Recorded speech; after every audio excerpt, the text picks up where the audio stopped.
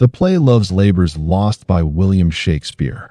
Long ago, in the kingdom of Navarre, there lived a young and clever ruler, King Ferdinand. One day he gathered his three best friends, Biron, Longueville, and Domain, in his grand marble hall.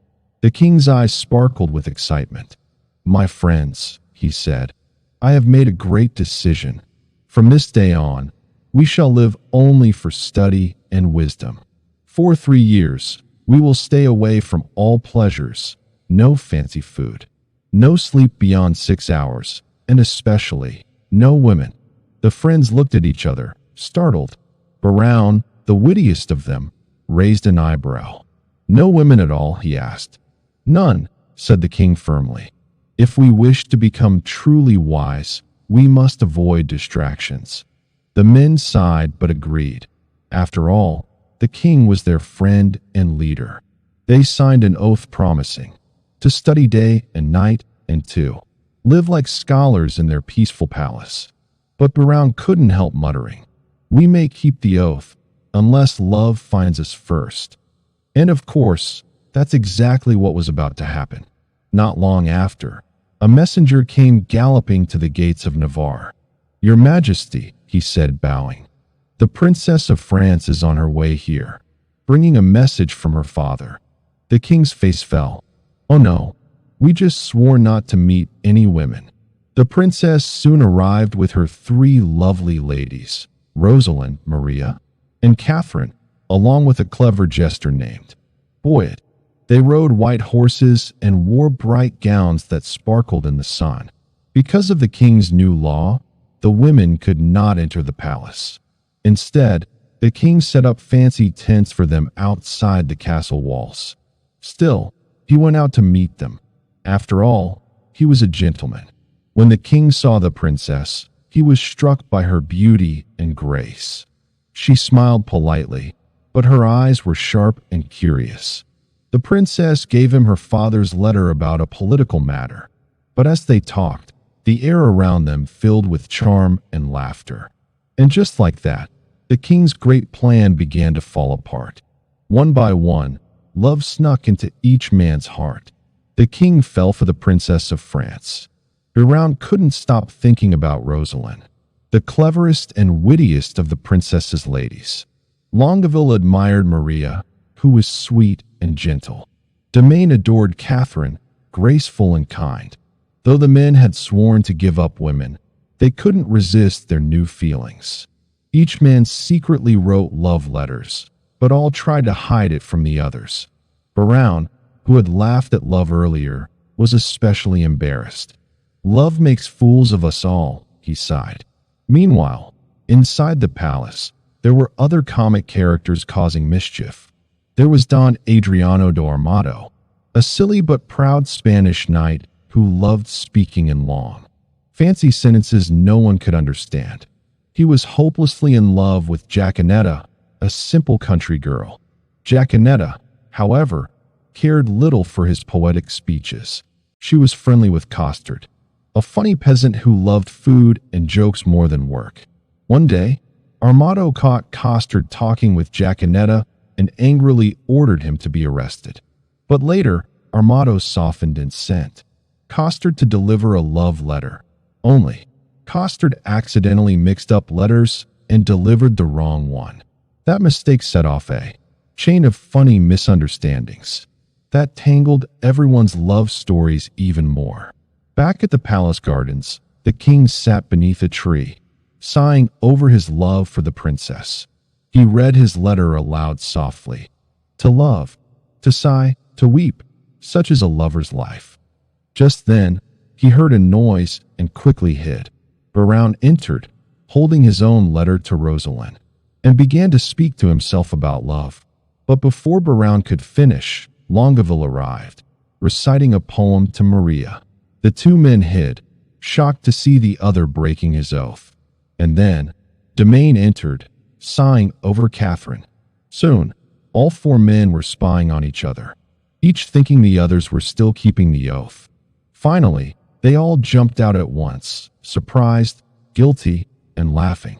"So we're all fools together," Biron declared. The king nodded. Let's admit it. Our vows are broken.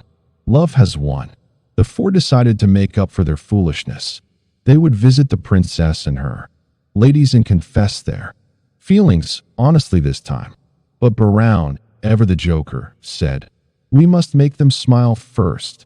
Let's dress up like foreign knights and entertain them." The others laughed and agreed.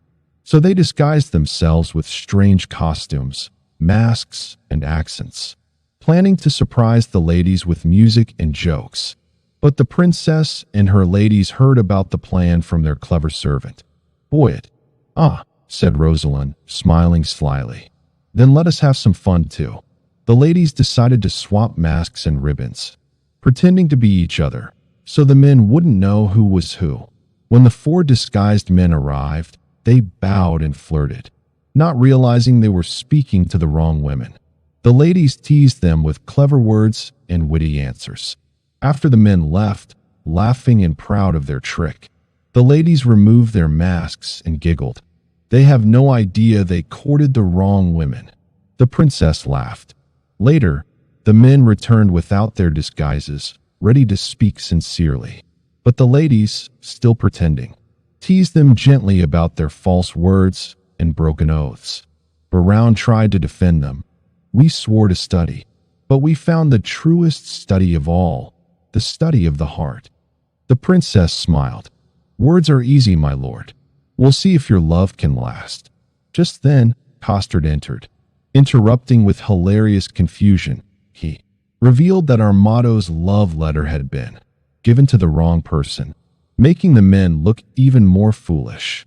Everyone burst into laughter.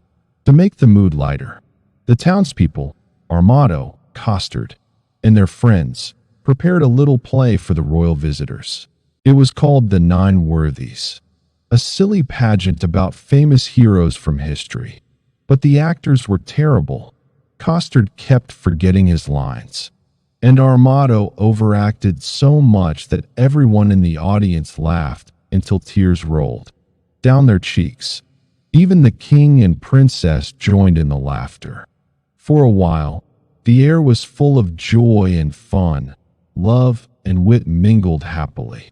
But just as the laughter was at its loudest, a messenger arrived, looking solemn. He bowed to the princess and whispered something. Her face changed. Her smile faded. "My father, the King of France," she said softly, "has passed away." At once, the mood turned quiet.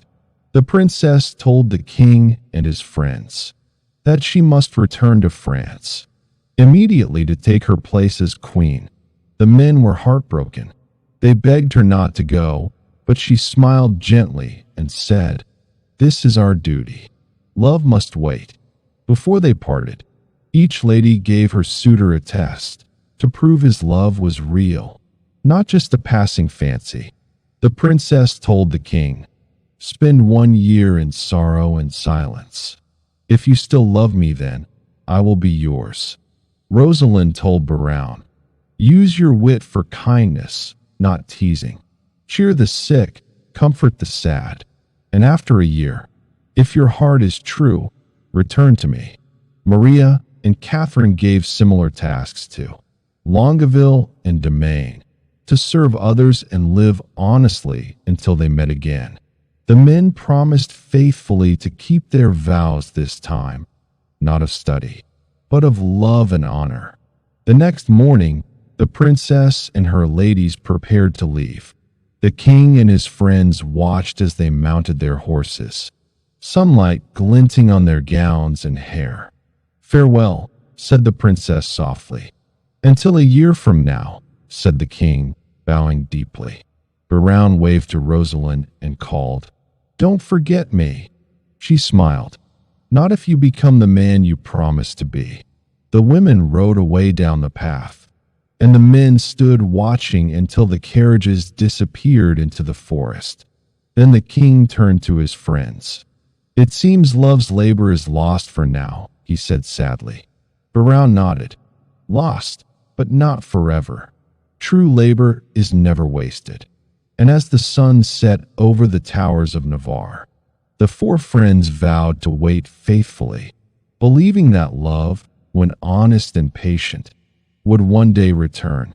So the play ends with clever words and gentle wisdom. It tells us that love cannot be forced nor found by rules. That true wisdom is not only in books, but in the kindness of the heart. And that sometimes love's lost labors are just love's lessons waiting to bloom. I hope you have enjoyed the poly, but please like the video and subscribe the channel. Thank you.